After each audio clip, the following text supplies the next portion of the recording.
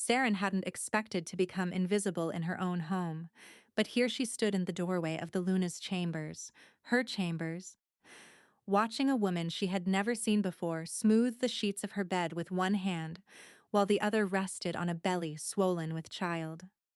The woman was beautiful. That was the first thing Saren noticed, and hated herself for noticing. Dark auburn hair that fell in loose waves past her shoulders, a face built from angles that caught light the way a blade catches sunlight right before it cuts you. She moved through the room with the easy confidence of someone who had already decided she belonged there. Two servants Saren recognized from the household staff carried an armful of gowns past her without making eye contact. One of them, a girl named Britta, who Saren had treated for a sprained wrist just last month, kept her gaze fixed on the floor as she passed. Her cheeks flushed with the unmistakable color of shame. Those gowns were not Saren's. They were new, cut from fabrics finer than anything in the Luna's existing wardrobe, and tailored for a body shaped differently than hers. Someone had prepared for this, not hastily, not as an afterthought. This had been planned with the kind of meticulous attention that required weeks. The woman at the bed glanced toward the doorway and saw Saren standing there. She did not startle. She did not look guilty. She tilted her head with the faintest trace of something that looked almost like sympathy, and that was somehow more devastating than hatred would have been. "You must be Saren," the woman said. Her voice was warm and unhurried. "I've heard a great deal about you." Saren opened her mouth to respond, but no words came because behind her, from further down the corridor, she heard the one voice in the world that had once made her feel safe. "The East Wing has been prepared for you." Eric stood 6 paces behind her. The Alpha King of Cathara, her fated mate, the man who had pressed the bonding mark into her skin on the night they became mates, and whispered her name like it was a prayer. He was not looking at her. His gaze was fixed somewhere past her left shoulder, his jaw set, his posture rigid with the careful stillness of a man who had already made his decision and did not intend to discuss it. Eric's. His name came out fractured, barely a sound. "What is this?" "This is Isolde," he said. "She carries my child. She requires the Luna's quarters for the remainder of her term. The East Wing has been made comfortable for you in the meantime." The words were measured, clinical, delivered in the same tone he used to announce grain allocations to the council. Saren stared at him and searched for something, anything, in his face that resembled the man she knew.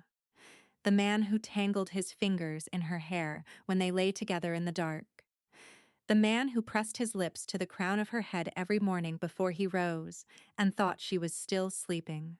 She searched the mate bond, reached for it the way she always did when she needed to feel him close, the way she reached for it 100 times a day without thinking, the way breathing is something you do without deciding to, and found a wall, not silence, not absence. Not even the muted hum of a mate who was emotionally withdrawn. A wall, solid and deliberate and cold, as though someone had bricked up a doorway that had once stood wide open. She had never felt anything like it.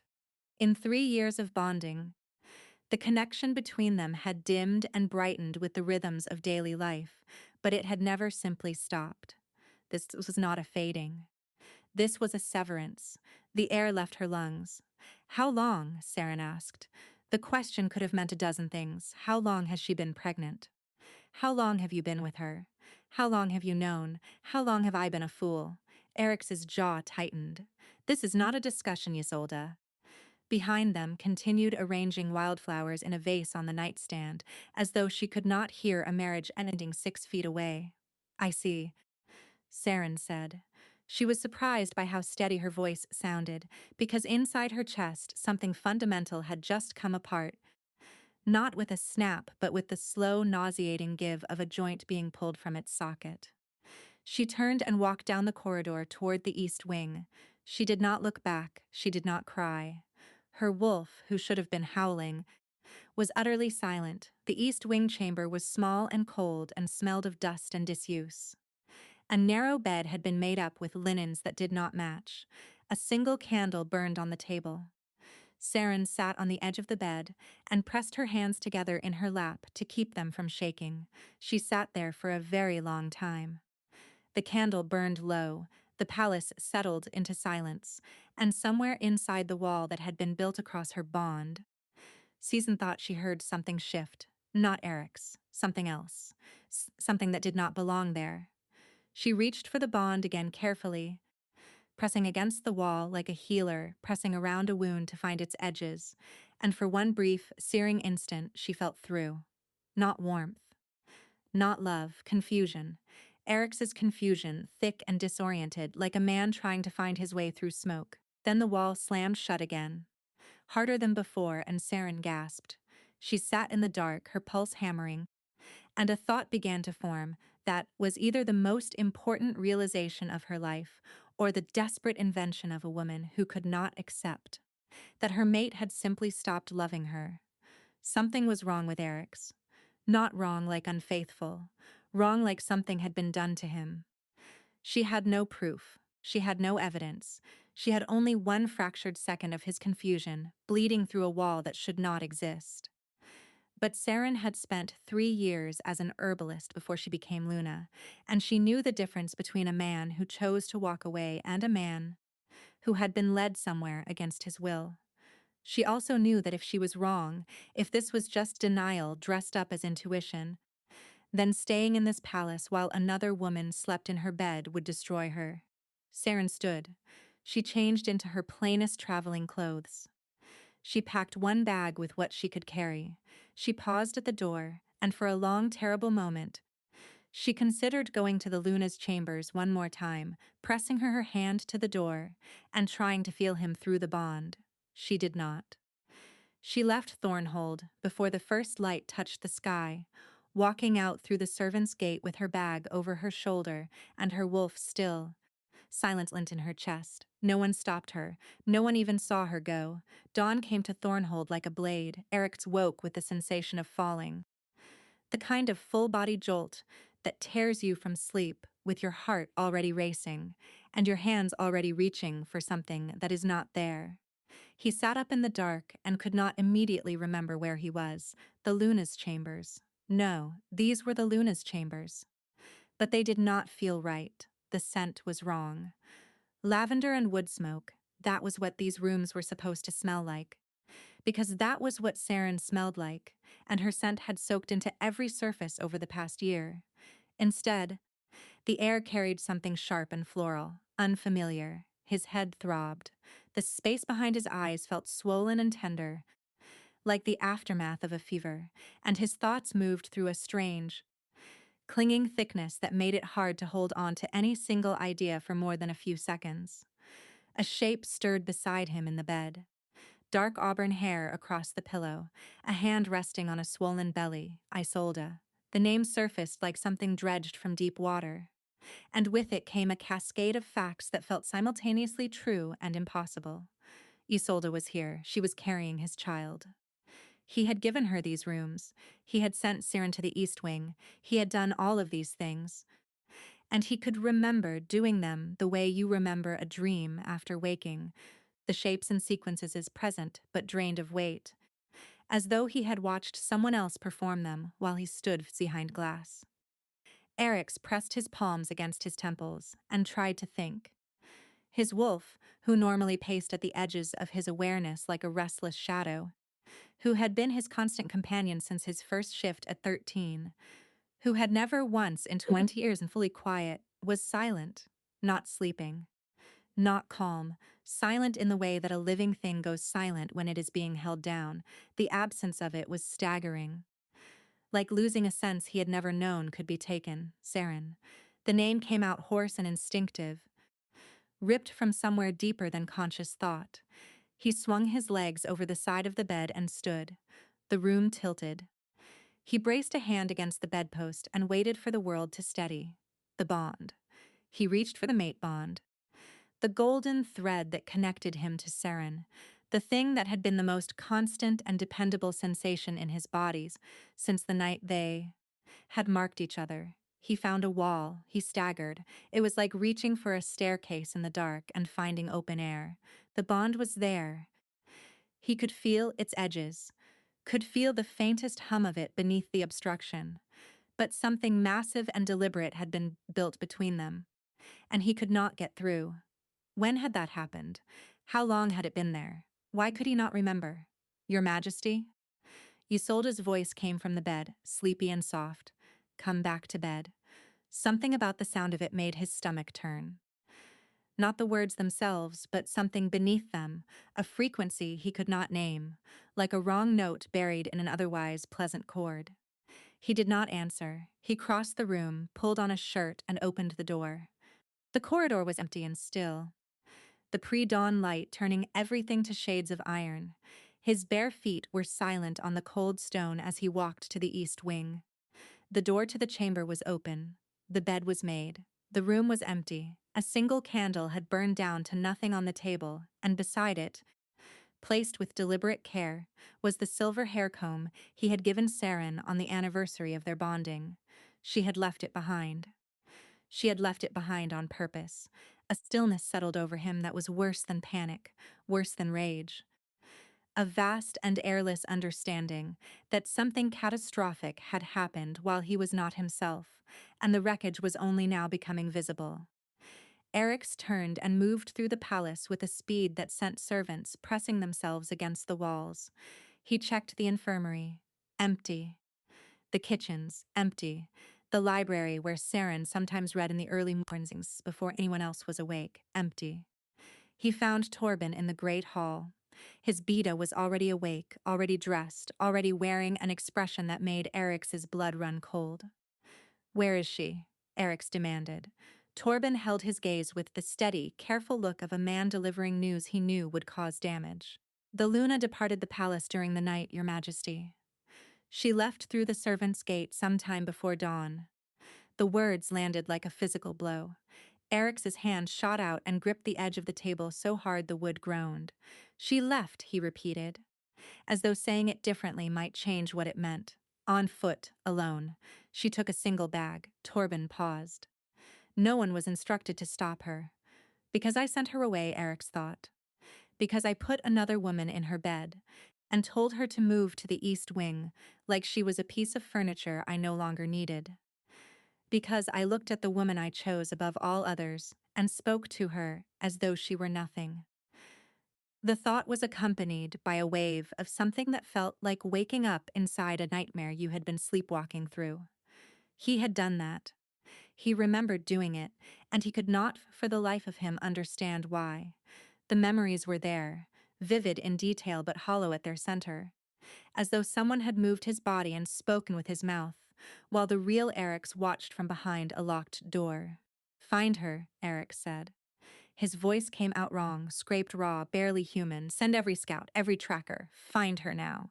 Torben did not move. Your Majesty, he said. And his voice had dropped to something quieter and more careful. Before we do that, there is something you need to know. Eric stared at him. Torben reached into his jacket and produced a small glass vial, no larger than a finger, filled with a dark amber liquid. This was found in the Luna's chambers this morning, Torben said, tucked behind the headboard of the bed. Nerida has already examined it. Eric's took the vial. The liquid inside was viscous and moved slowly when he tilted it, and even through the glass, he caught a faint scent that made the back of his skull throb with sudden, violent recognition. What is it? He asked, though some part of him already knew. Nerida calls it thrallwort, Torben said, a compound derived from nightbloom and ashwillow sap. It suppresses the wolf, clouds cognition, and in sufficient concentration over a sustained period, he paused. It can override the mate bond. The vial shook in Eric's hand. For how long? He whispered. Nerida estimates you've been exposed for approximately 6 weeks. The number hit him like a fist. 6 weeks of his life swallowed into fog. Weeks during which he had apparently welcomed another woman into his life, installed her in his mate's chambers, and driven Saren out of her own home, while his wolf was held down and his bond was walled shut. Weeks during which the woman he loved had watched him become a stranger and had no way of knowing why. Eric's knees buckled. Torben caught his arm. We will find her, the beta said. But you need to understand what you are dealing with first. Eric's looked at the vial in his hand. Then he looked toward the Luna's chambers, where Isolde was still sleeping in his mate's bed. Something ancient and terrible shifted behind his eyes. The village of Brindle sat at the edge of the Ashenmere forest, 3 days' walk from Thornhold if you knew the trails, and 5 if you did not. It was the kind of place that existed on no important maps, sustained itself on sheep farming and stubbornness, and asked no questions of strangers who arrived looking like they had been walking for too long. Saren had been walking for too long. Her boots were caked with mud. Her bag had worn a raw stripe across her shoulder. She had not slept properly since leaving the palace, and her wolf, still eerily silent, felt like a missing limb she kept reaching for and finding gone. The widow Marin had taken one look at her, standing in the doorway of the village's only inn, and said, "You look like you need soup more than you need a room, but I have both." Siren had intended to keep moving.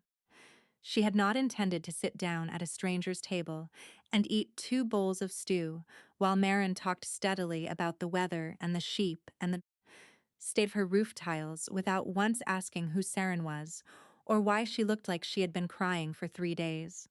She had certainly not intended to stay, but Marin's spare room was warm and dry and smelled of cedar and clean wool, and when Saren lay down on the narrow bed, her body simply refused to move again.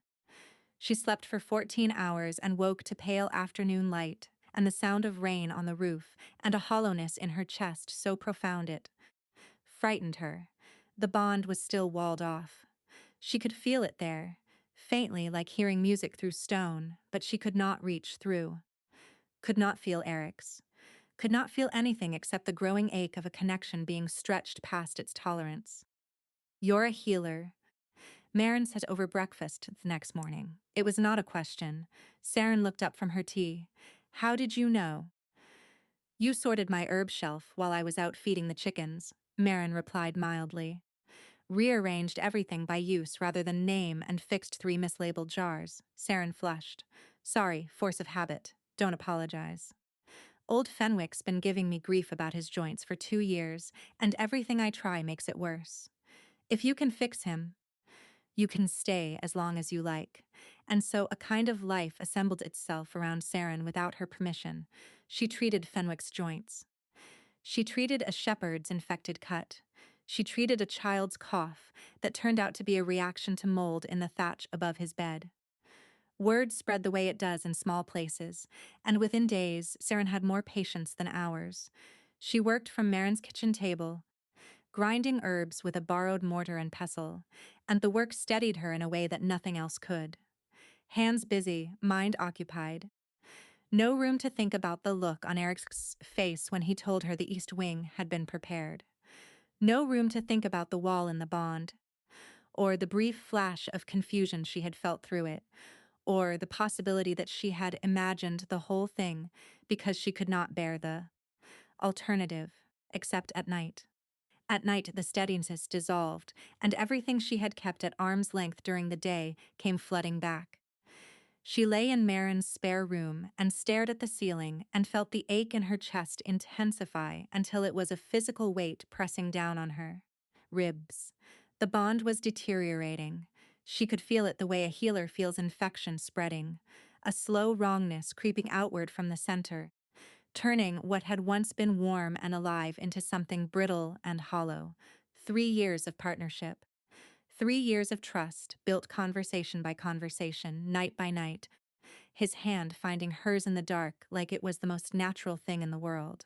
The way he said her name, not Luna, not my lady, just Saren. Always spoken soft and low like something meant only for her. All of it erased in a single evening by a stranger with auburn hair and a pregnant belly and the ability to say, "You must be Saren," as though she already knew she had won. "You're not sleeping," Marin observed after a week. "I sleep." Saren lied. "You pace. I can hear you through the wall." Saren bit her lip. "I'm sorry. Stop apologizing and start telling me what happened." Saren shook her head. "It's complicated. Uncomplicate it." Saren looked at her. Marin looked back with the immovable patience of a woman who had raised 4 children and buried a husband and was not impressed by evasion. My mate chose someone else, Saren said. The words came out flat and simple and tasted like ash. He brought a woman to our home who is carrying his child and gave her my room and told me to move. Marin's expression did not change, but something hardened in her eyes. And you left. What else was I supposed to do? Saren's voice cracked. Stay and watch? Sleep down the hall from the woman he replaced me with? Pretend the bond wasn't dying while I served breakfast to the mother of his child? The silence that followed was heavy but not unkind. There's something else, Saren said. Something you're not saying. Saren closed her eyes.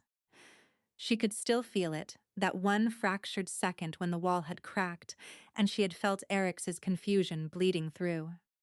Thick and disoriented and afraid, like a man drowning in something he could not see. I think something is wrong with him, she whispered. Not wrong like he chose this. Wrong like something was done to him. Marin studied her for a long moment. And if you're right, then he needs help. And if you're wrong, the question hung between them. Then I need to survive this, Saren said quietly. And figure out how to live without half of my soul. That night Saren dreamed. Not the fitful, fragmented half-dreams of exhaustion, but something vivid and structural. She stood in a room she recognized but could not name. A room made of gray stone and cold light, and in the center of it on his knees was Eric's. His eyes were open, but he was not seeing her. He was staring at something she could not see, something that held him in place the way a chain holds an animal to a post. And the expression on his face was not anger or cruelty. It was confusion, raw and desperate and lost. And standing behind him, one hand resting lightly on his shoulder, was Isolde. She was smiling. Saren woke with her heart slamming against her ribs and Marin knocking on her door saying, "There are men on horseback in the village, and they're wearing the king's colors." Saren's first instinct was to run. Her second, which she was not proud of, was to hide under the bed. She did neither. She stood in Marin's kitchen with her hands wrapped around a mug of tea that had gone cold, and watched through the window as 5 riders, bearing the silver and black of Thornhold, dismounted in the village square. Torben was at the front. She recognized his tall, lean frame before she could make out his face. The beta moved with the same measured economy he brought to everything, scanning the village with the practiced assessment of a man cataloging exits and threats. When his gaze found Marsfriend's cottage, it lingered, and Saren knew she had been located. "Do you want me to tell them you're not here?" Marin asked from behind her. "They already know I'm here." I could still tell them.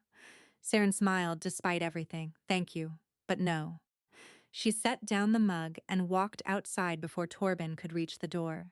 The morning air was sharp and damp, carrying the smell of wet grass and sheep and wood smoke. Torben stopped 3 paces from her and inclined his head with a formality that felt absurd. "In a village this small, my Lady Luna." "Don't call me that," Saren said. Something crossed Torben's face that she could not immediately read.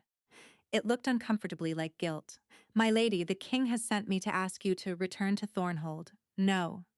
The word came out clean and immediate, and Saren was distantly proud of how little it shook. "He said you would say that. Then he should have saved you the ride." Torben hesitated. This was unusual for him. The beta was a man of decisive silences and precisely deployed sentences. Hesitation meant something had fundamentally changed. "There are things you need to know," he said carefully, "about what has happened these past weeks at the palace." "I know what happened," Saren interrupted. "I was there. You were there for the result, not the cause." Saren frowned. The wind tugged at her hair, and she pushed it impatiently behind her ear. "Say what you came to say, Torben." He reached into his saddlebag and withdrew a small glass vial.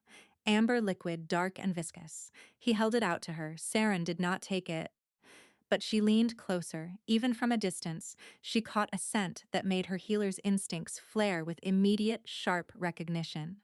Night bloom. Bitter and astringent beneath a floral mask, the kind of compound that worked on the neurological pathways of shifters specifically. "Where did you find this?" she demanded, her tone shifting from guarded to clinical in the space of a breath. Hidden in the Luna's chambers. Behind the headboard of the bed, Saren went very still. Narita has identified it as thrallwort, Torben continued. A sustained-release cognitive suppressant. It targets the wolf bond, clouds judgment, impairs memory. Insufficient concentration. It can functionally override a mate bond. The words landed one by one, each a stone dropped into still water. And Saren felt the ripples spreading outward through everything she thought she understood. How long, she asked. 6 weeks, possibly longer. The ground tilted beneath her. She counted backward. That was when Eric's had begun pulling away, when the small intimacies had started disappearing. The morning kiss on her head, the hand reaching for hers under the council table. The way he would seek her out in the infirmary, for no reason other than to hear her voice. She had noticed. Of course she had noticed. She had told herself he was tired. She had told herself the pressures of the throne were wearing on him. She had told herself all the gentle lies a woman tells herself when the alternative is unbearable. He was drugged, Saren said flatly. Narita believes so. The compound was found in the chambers after you departed. It had been applied to the bed linens, the pillowcases, and the inside of his nightclothes. He was breathing it in every night. Saren's hands had begun to shake. She pressed them flat against her sides. And Isolde? She asked. Torben's expression hardened into something she had never seen on his carefully neutral face. Still at the palace. The king has confined her to the east wing under guard.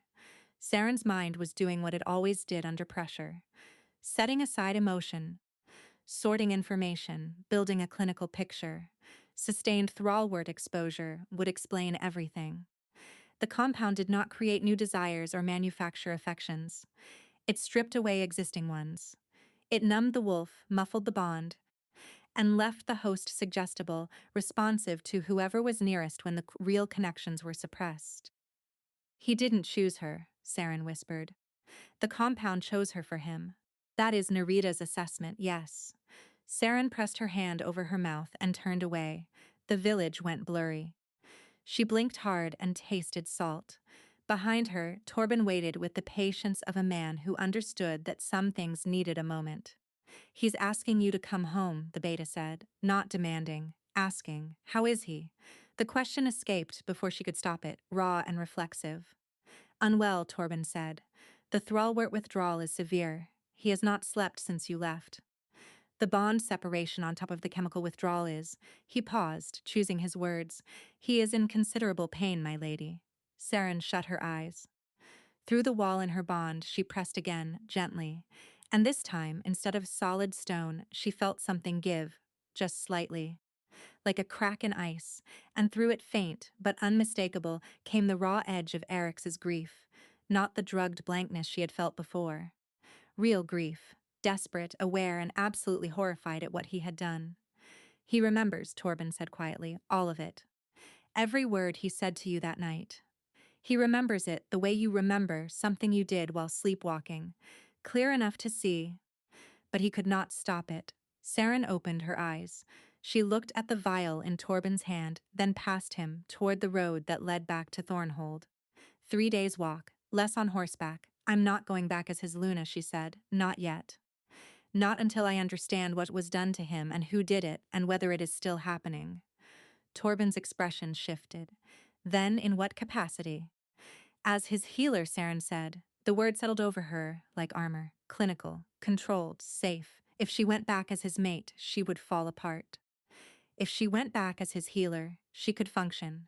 She could examine the evidence, treat the withdrawal, and keep her hands steady and her heart behind a wall of professional distance until she understood the full scope of what Isolde had done. I'll need access to Narita's findings, the vial, the contaminated linens, and his medical history for the past 6 weeks, Saren continued. And her voice had shifted into the crisp, efficient tone she used in the infirmary. I'll also need a room that is not in the east wing and not in the Luna's chambers. Somewhere neutral. Torben studied her face in silence. Then, For the first time since she had known him, the Bata smiled. It was small and brief, and carried something that looked remarkably like respect. "I'll make the arrangements," he said. "We ride within the hour." Saren went back inside. Marin was already packing a bag of supplies. Dried herbs and clean bandages, and a jar of the salve Saren had been making for Fenwick's joints. "You heard," Saren said. "I have ears, and your conversation was not quiet," Marin replied. She pressed the bag into Saren's hands and held on for a moment. "You said if you were wrong, you'd have to figure out how to live without half your soul." "I remember. You were not wrong," Marin said firmly. "And now you go back and you fight for what's yours. But you fight smart, hear me? Not with your heart, with your head." Saren gripped the bag, nodded once, and walked out into the morning light, where 5 riders in silver and black were waiting to take her home. Thornhold looked different from the back of a horse. Saren had left on foot in the dark, hunched against the cold, invisible. She returned in daylight, flanked by the king's own riders, and the palace rose before her like a question she was not sure she was ready to answer. Torben led them through the main entrance, past the iron portcullis, and into the central courtyard where the morning light fell in sharp angles. Across the flagstones, staff paused in their work to watch her pass. She kept her spine straight and her gaze forward and tried to project the calm. Authority of a healer arriving to treat a patient rather than a wife returning to a home that had been given to another woman. Torben had arranged a room in the south corridor, neutral ground, as she had requested. It was modest but clean, with a window overlooking the herb garden she had planted in her first year as Luna. Saren set down her bag and did not look at the garden. "Nerita is waiting in the infirmary," Torben said from the doorway. "She has prepared a full report on the Thrallwort compound and its effects." "Good, I will see her first." She paused. "And the king in his study, he has been informed of your arrival. Has he slept?" "No." The word landed with the weight of a stone dropped into water. "Not at all, since I left? Brief episodes, minutes only." His wolf is still suppressed. Nerita believes the compound must fully clear his system before the wolf can resurface, and that process is— Torben hesitated, difficult. Saren knew what that meant in the context of neurological withdrawal, seizures, disorientation. A body tearing itself apart, trying to expel something that had been woven into its chemistry for weeks. "Take me to him," she said. She had intended to see Nerita first, to review the clinical data, build a treatment framework, maintain the professional distance. That was the only thing keeping her upright. But the word difficult had rearranged her priorities with the efficiency of a blade. Torben led her through corridors she knew by heart, past tapestries she had chosen, past doorways she had walked through 1,000 times. Everything was the same, and nothing was the same. The door to the king's study was closed. Torben knocked once and opened it. The smell hit her first. Not Thrallwort. Not the sharp floral wrongness she had come to associate with the weeks of poisoning. Something worse. The sour, metallic scent of a body in crisis. Of sustained pain and sleeplessness, and the particular chemical signature of a wolf fighting to break through suppression and failing. Eric sat behind his desk, but the word "sat" was generous. He was folded forward, his forearms braced against the surface, his head bowed. He was shaking, not dramatically, not the violent tremors of a full seizure, but a fine, constant tremor that ran through his hands at shoulders like a current he could not switch off. When he lifted his head at the sound of the door, Saren's breath caught. He looked like a man who had been hollowed out from the inside. The bruised shadows beneath his eyes were so deep they looked like wounds. His cheeks stood out sharply beneath skin that had gone the color of old parchment. He had lost weight, visibly, in the days since she had seen him last, and the effect on a man his size was startling and wrong, like watching a fortress begin to crumble. But it was his eyes that nearly broke her. They found her face, and the expression that moved through them was so raw, so stripped of every defense, that Saren had to physically stop herself from crossing the room. Grief, relief, horror, shame. all of it crashing through his features in a sequence so rapid it was like watching someone drown in daylight. Seren, her name in his mouth. After days of silence, after the wall and the distance, and the cold clinical words in the corridor outside her stolen chambers, her name, spoken the way he had always spoken it, low and soft and meant only for her, her eyes burned, she did not cross the room. She gripped the doorframe instead and held on until the wood bit into her palm, and the pain gave her something to focus on. "I am here as your healer," she said. Her voice came out steady, and she was quietly amazed by that. "I need to examine you, assess the withdrawal, determine a treatment protocol." Something shifted in his face. A flinch he tried to hide. She saw it anyway. "Of course," he said. His voice was rough and cracked at the edges, a voice that had not been used much recently. She crossed the room then, but she crossed it as Narita would have, with purpose and professional detachment, pulling a chair to face him and sitting down at a clinically appropriate distance. "Give me your hands." He extended them. The tremor was worse up close. She took his wrists, one in each hand, and pressed her thumbs to his pulse points. His skin was too hot. His pulse was erratic, fast then slow, then fast again, skipping beats in a pattern she recognized from her training as the hallmark of Bond. Disruption, and beneath it, muffled but present, the faintest flutter of his wolf trying to surface and being dragged back down. "How long since the last seizure?" she asked, not looking up from his wrists. "This morning, just after dawn. Duration? A few minutes." Torben timed it. Saren cataloged the data and tried not to think about the fact that his hands had stopped shaking the moment she touched him. She tried not to think about the warmth of his skin against her fingers, or the way the bond, the damaged, walled off, barely there bond, had just flickered like a candle catching a draft. She tried and failed completely. "Your wolf is fighting the suppression," she said, releasing his wrists and sitting back. The thrall work created an artificial barrier. Now that exposure has stopped, your body is trying to tear that barrier down, but weeks of accumulation means the compound is embedded deep. It will take time. How long? "I do not know yet. I need Narita's data." Silence settled between them. Eric's looked at her with those ravaged, desperate eyes, and she could see the words building behind them, the things he wanted to say, the apologies and explanations and pleas. "Don't," she said quietly. He closed his mouth. "Not yet," she added, and the yet was a mercy she had not planned to offer. Something in his expression broke open, just for a moment, and she saw the full, unguarded depth of what this was costing him. Not the withdrawal, not the physical pain. The knowledge that he had destroyed the most important thing in his life while trapped behind glass, watching his own hands do the damage. Saren stood. "I will consult with Narita and return this evening with a treatment plan."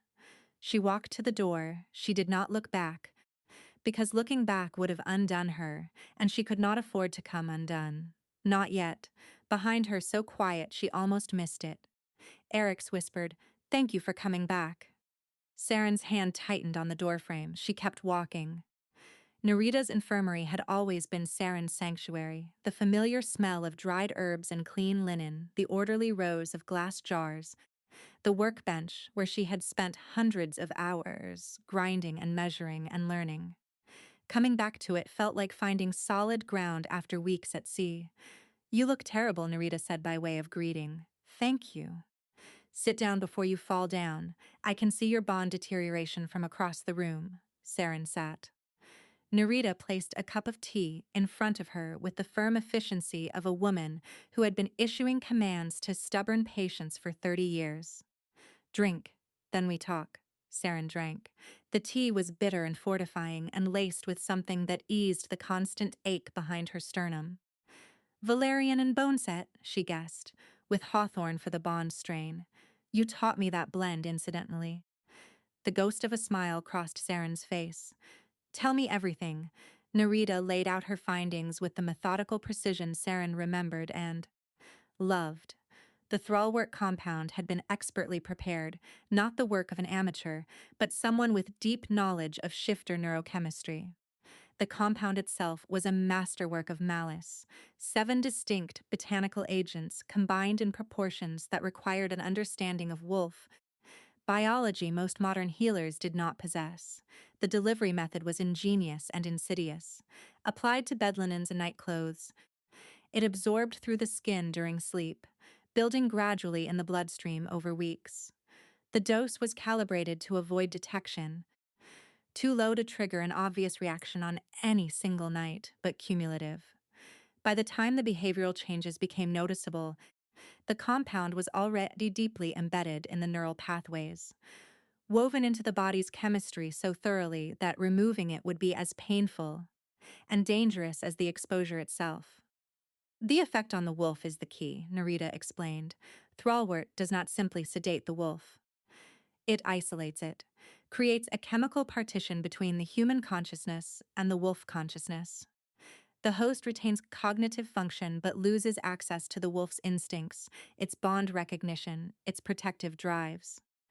So everything that made Eric's himself, everything tied to the wolf, the loyalty, the bond recognition, the protective instincts, Saren said slowly, was walled off, precisely, and into that vacuum stepped whoever was nearest with the strongest influence. In this case, Isolde. Saren's hands had tightened around the teacup. Who is she? Where did she come from? That, Narita said, is what troubles me most. She moved to her desk and produced a folder of notes. Isolde arrived at court approximately 7 weeks ago. She presented herself as the daughter of a minor lord from the Northern Territories, a border family. Her credentials were verified by the court registrar, but when I sent inquiries to the Northern Registry after the Thrallwort was discovered, the responses were inconsistent. Inconsistent how? The family exists, the estate exists. But 2 of the 3 references she provided named individuals who have been dead for over a decade. Saffron looked up sharply. She fabricated her identity, parts of it. The name may be real, the bloodline may be real, but she is not who she claimed to be. And she did not arrive at this court by accident. And the pregnancy? The question she had been carrying like a stone in her chest since the night. She stood in the doorway of her own chambers and watched a stranger's hand rest on a swollen belly. Narita's expression tightened. That is the other thing. I have not been permitted to examine her. She has refused all medical attendance, citing a personal healer she claims is traveling to join her. She refused the palace healer. She refused me, yes. Politely, but absolutely. I was not allowed within arm's length. That is not normal, Saren said. No, Narita agreed. It is not. The quiet that settled between them was loaded with implications neither of them wanted to speak aloud. I want to see her, Saren said. That may not be wise. I did not say it was wise. I said I want to see her. Narita held her gaze for a beat, then nodded. She has been confined to the East Wing. Torben posted guards after the Thrallwort was discovered, but she has not been formally charged. The king has been, she paused, unable to make decisions about her situation, because he feels guilty. Because he cannot yet separate what was done to him from what he believes he did willingly. The Thrallwort leaves memory intact but strips context. He remembers every choice he made under its influence, and his mind cannot fully accept that those choices were not his own. Stern closed her eyes. She could feel him through the crack in the bond, faintly, the way you feel heat from a fire in the next room. The guilt was like a living thing in him, feeding on itself, growing larger with every hour. He was not just suffering the withdrawal. He was punishing himself for something that had been done to him, and the punishment was preventing him from healing. Saren, Narita said, and her voice had dropped into something softer. There is something else you should know. What? The bond deterioration is accelerating. In both of you. The Thrallwort damaged the connection at a structural level, and the separation made it worse. If the bond is not restored within the next several days, Narita paused, and the pause was worse than any words. It may not be restorable at all. The room went very quiet. You are telling me our bond could die. I am telling you that fated bonds, for all their strength, are not indestructible. They can be starved, they can be poisoned, and once they pass a certain threshold of damage, they cannot regenerate. The connection simply, Narita's voice faltered for the first time Saren had ever heard. Oh, Stark. Permanently. You would still remember each other. You would still recognize what you had lost. But the bond itself, the living thread between you, would be gone. Saren stared at her. The ache in her chest, the constant, low-grade agony she had been carrying since the night she walked away from Thornhold, suddenly felt less like heartbreak and more like a countdown. Does he know? I told him this morning. And what did he say? Narita's expression shifted into something complicated. He said you would be better off if the bond died. That you deserved a life free of a mate who had betrayed you, even if the betrayal was not truly his. Saren's vision blurred. She pressed her fingers to her eyes and breathed through the surge of fury and grief and desperate tenderness that threatened to drown her. That absolute fool, she whispered. She stood so abruptly the chair scraped back against the stone floor. Where is he? His chambers. He has refused to see anyone since our conversation this morning. He will see me. She was already moving. Narita called after her, Saren.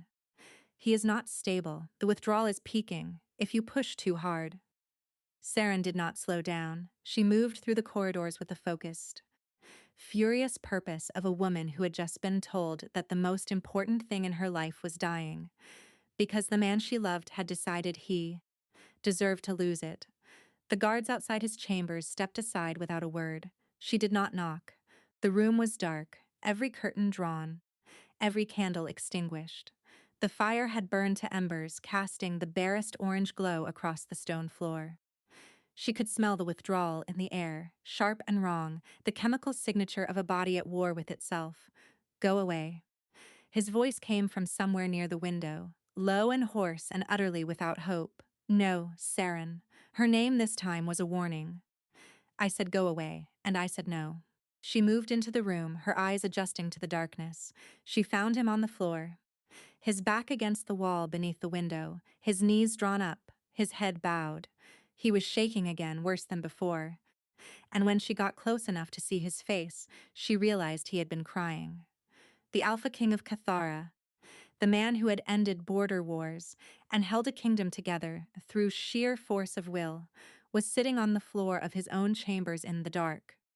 Weeping, Saren dropped to her knees in front of him. Look at me. He shook his head. Eric's, look at me. Slowly, painfully, he raised his head. His eyes were red and swollen and filled with a desolation so complete it stole her breath.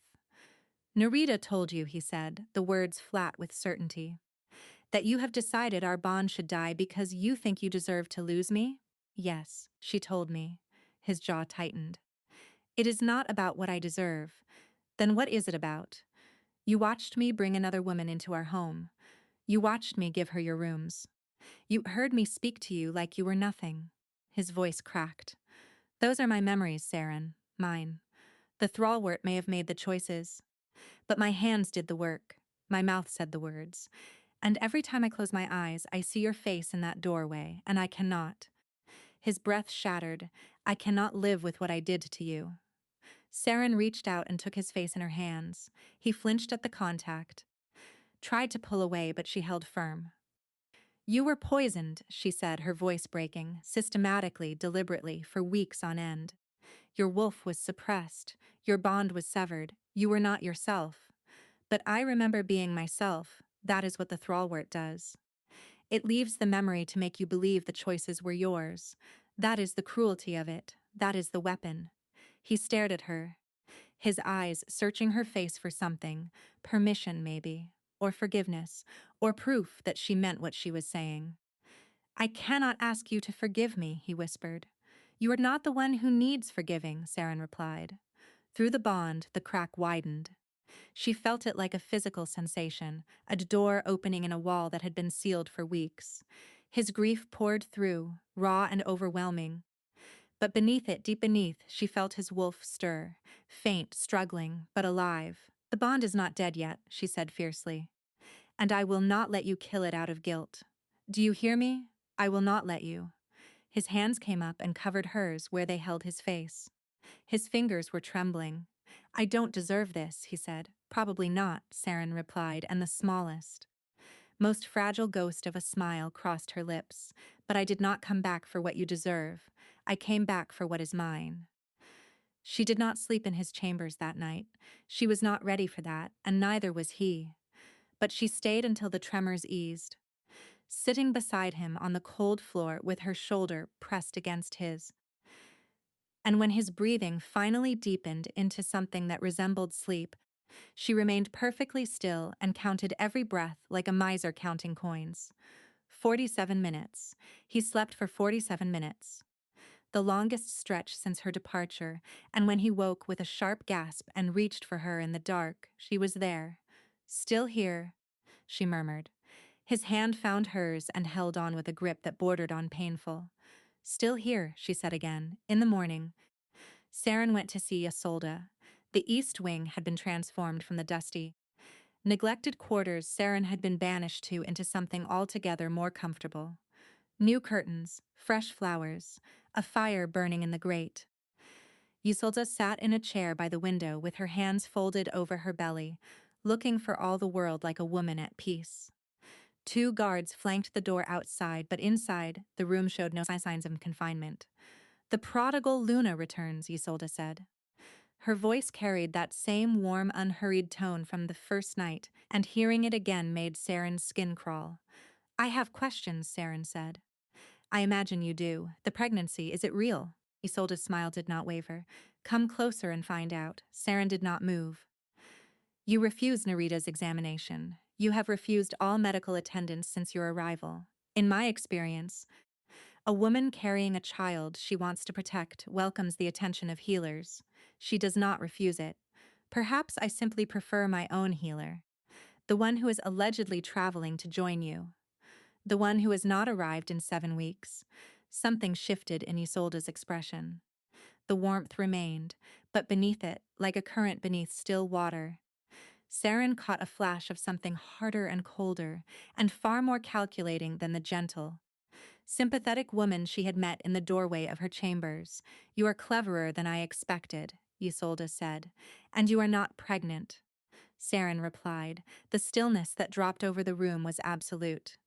Isolde's hand did not move from her belly, her expression did not change. But the air in the room shifted, charged and dangerous like the moment before lightning strikes. That is a bold accusation, Isolde said softly. I am a healer. I have attended dozens of pregnancies. A woman at the stage you claim to be would show specific physiological signs, changes in scent, in skin temperature, in the rhythm of her heartbeat. I have been in this room for less than 2 minutes, and I can already tell you that your body carries none of them. Isolde regarded her with an unblinking stillness. Then slowly, the warmth drained from her face like water from a broken vessel, and what remained beneath was something Saren had never seen in person but recognized from Narita's old textbooks.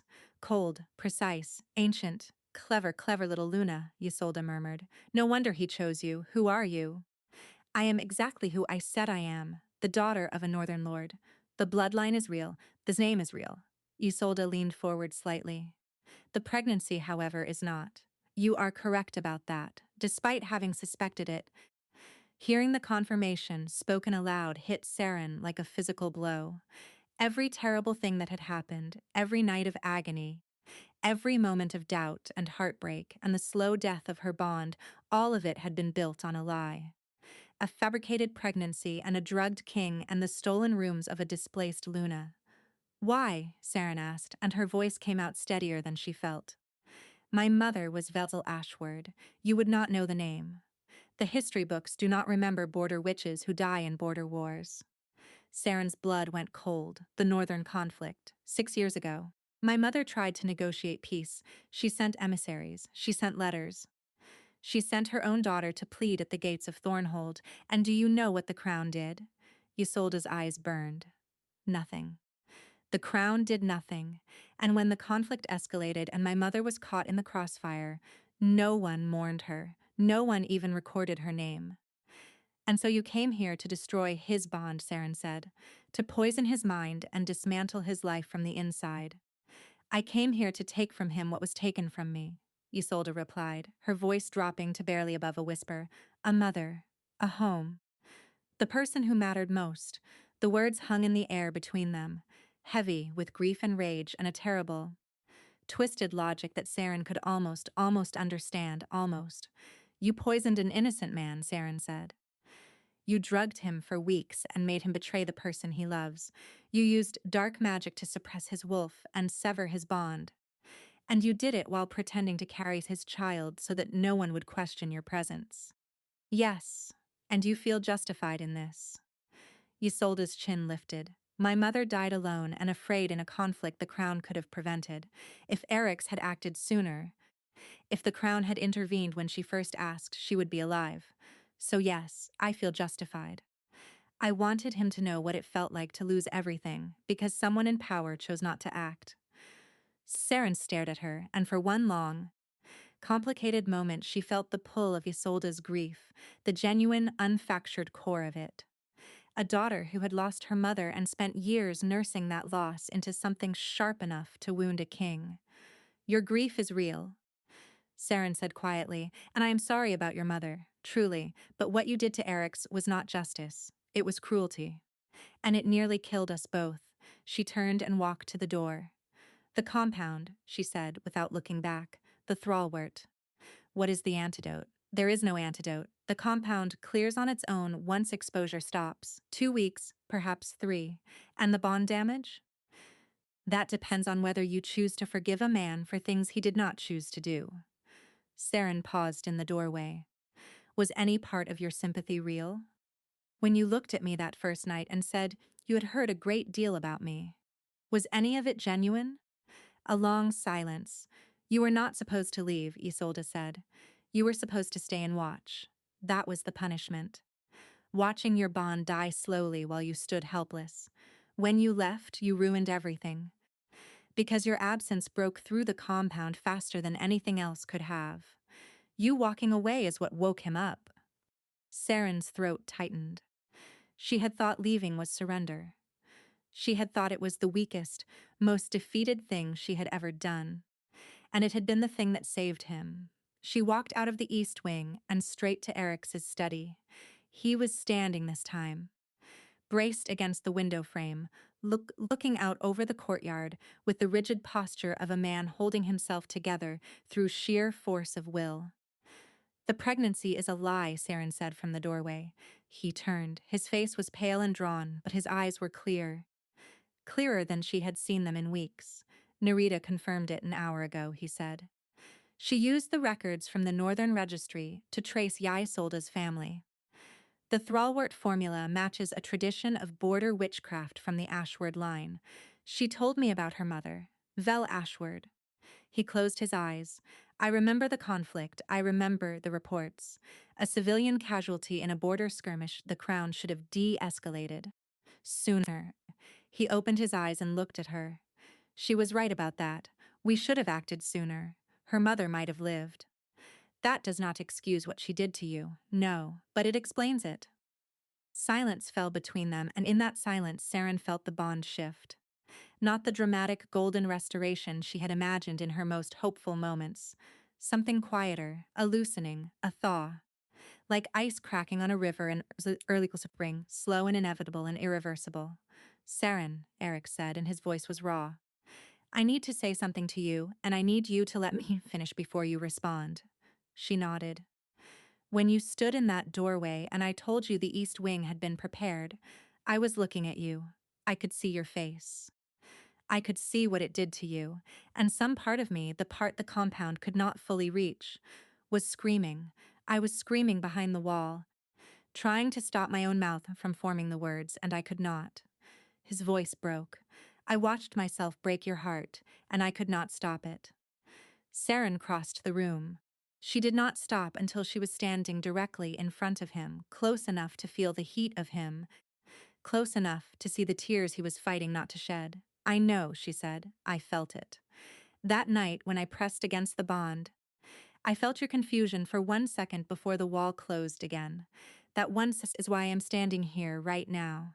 Because I knew, even then, that the man who said those words was not you. Eric's composure shattered.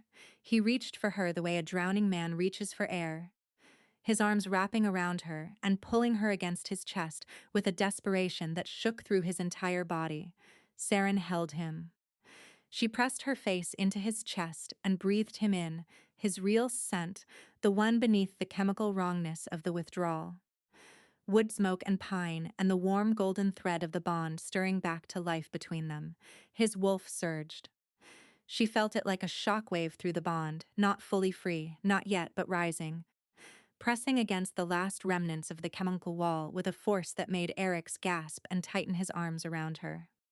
I can feel you. He breathed against her hair. I can feel you again. Saren pulled back just enough to look at his face. His eyes were wet and wide and filled with something fragile and blazing that she recognized because she felt it too.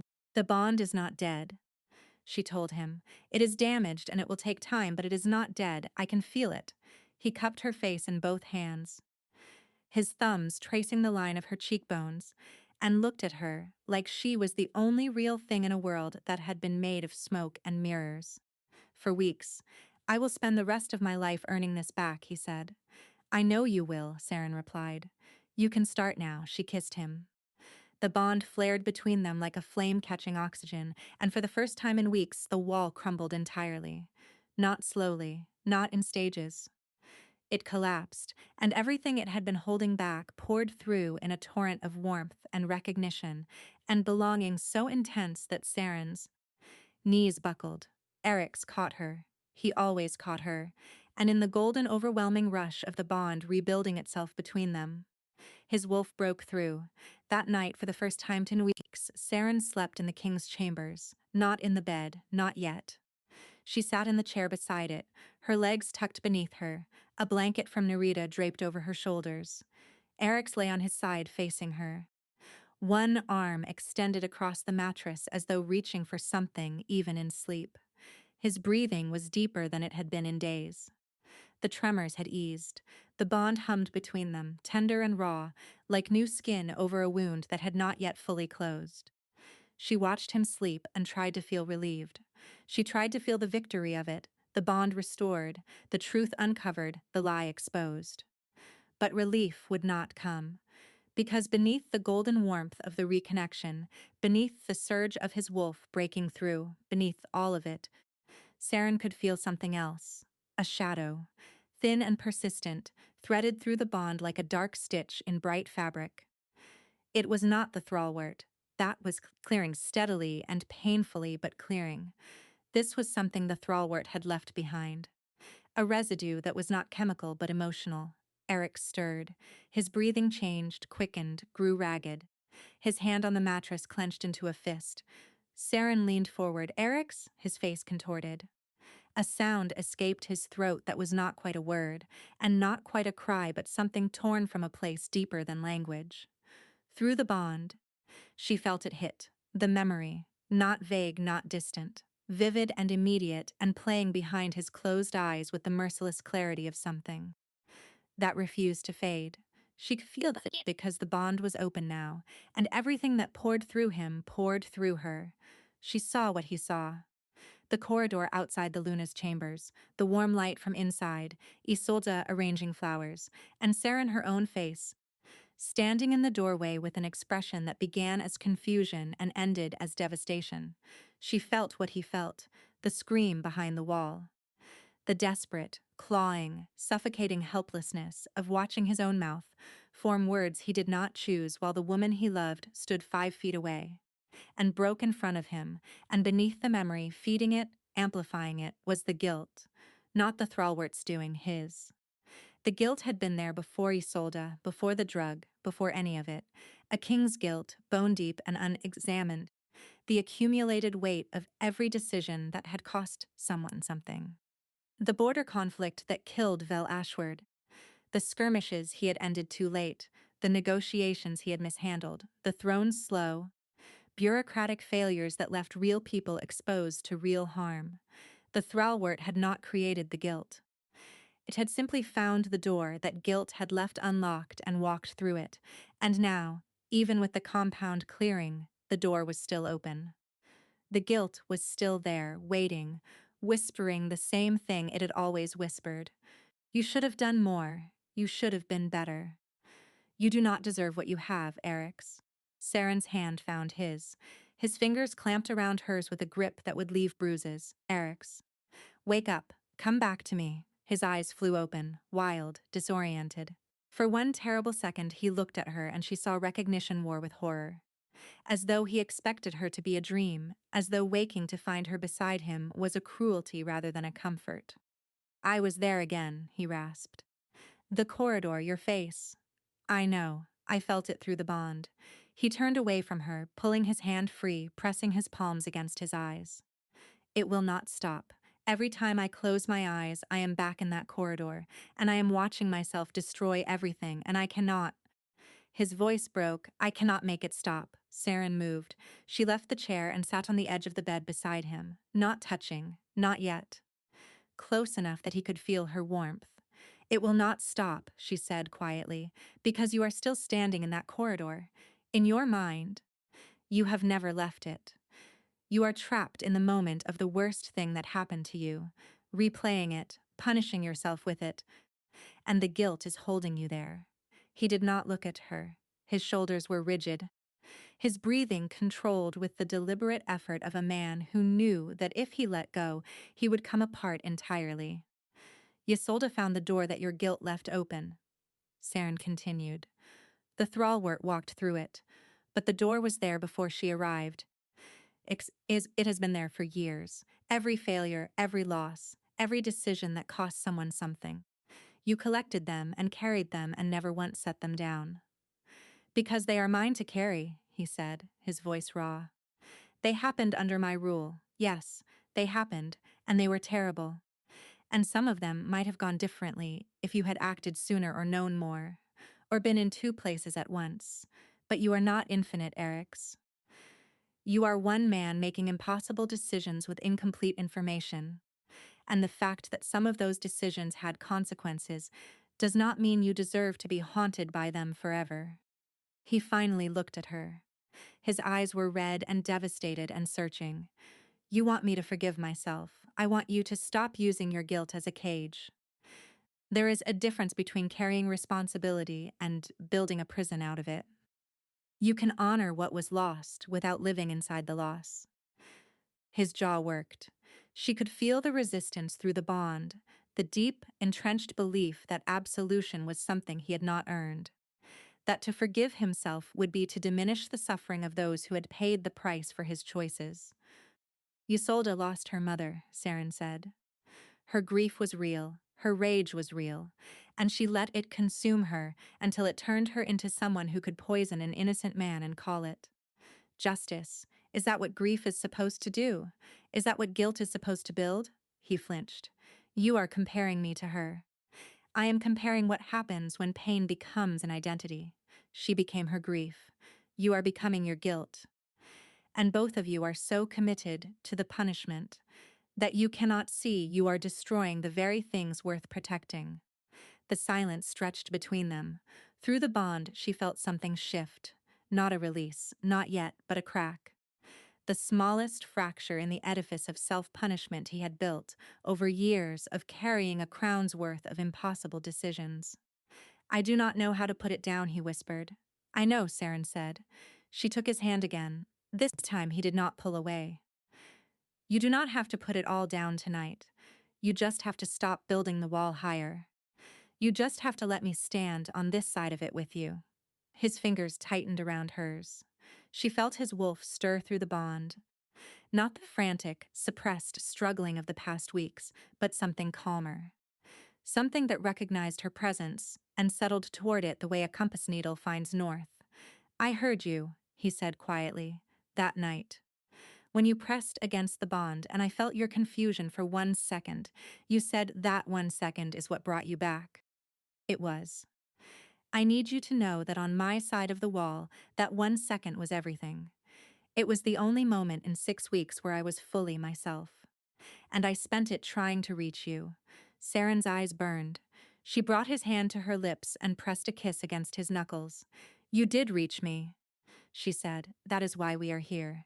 She lay down beside him. He turned toward her, and she fitted herself against his chest the way she had 1,000 times before, her head beneath his chin, her hand over his heart. The bond hummed between them, battered and healing and stubbornly, defiantly alive. "It will not be easy," she murmured against his chest. "The memories will not disappear. The guilt will not vanish overnight.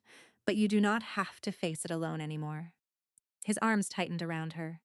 She felt his breathing deepen, felt the tension in his body begin slowly to release, and when sleep came for him, it came gently. No nightmares. No corridors, no walls, just warmth and her and the steady golden pulse of a bond that had been poisoned and starved and stretched to its breaking point and had refused, absolutely refused, to die. The Luna's chambers smelled of lavender and wood smoke again. Saren stood in the doorway and breathed it in. The wildflowers were gone. The auburn hair on the pillow was gone. Everything was exactly as she had left it, down to the silver hair comb on the nightstand, placed there by hands that had trembled while doing it. Eric's stood by the window, where the morning light caught the sharp line of his jaw and the dark circles that were finally beginning to fade. He turned when he heard her step, and the look on his face was something new. Quiet and tentative and achingly hopeful, the expression of a man who had been given something back that he had believed was lost forever. "Welcome home," he said. Saren smiled. She crossed the room and took his hand, and he pulled her close, pressing his lips to her temple in the gesture she had missed more than she had allowed herself to admit. She could feel his wolf fully restored now, a warm and steady presence at the edges of their bond. She could feel the bond itself, not yet what it had been, but growing, healing the way all real things heal, slowly and imperfectly, and with the full knowledge that the scars would remain.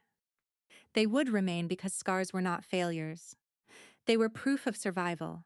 Isolde had been escorted from the palace a week ago, not to a prison, to the Northern Territories, where Torben had arranged for healers who specialized in grief that had curdled into something dangerous.